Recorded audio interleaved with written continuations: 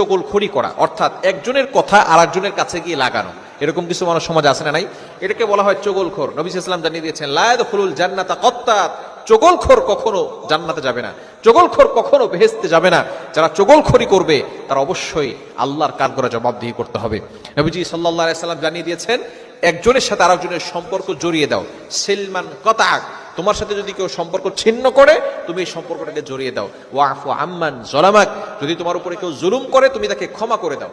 যেখানে নবী সাল্লাল্লাহু আলাইহি ওয়াসাল্লাম ক্ষমা করতে বলেছেন, সেখানে কিছু মানুষ আছে যারা একজনের কথা আরেকজনকে লাগিয়ে দুশ্মনী সৃষ্টি করে এবং তাদের ভিতরে ঝগড়া ফাসাদ সৃষ্টি করে। এই ধরনের মানুষকে আল্লাহ তাআলা কখনোই পছন্দ করেন না, আল্লাহ তাআলা তাদেরকে কখনো ভালোবাসবেন না এবং তাদেরকে will go to hell fire, জাহান্নামে নিক্ষেপ করবে, তাদেরকে আল্লাহ তাআলা জান্নাতে দিবেন না।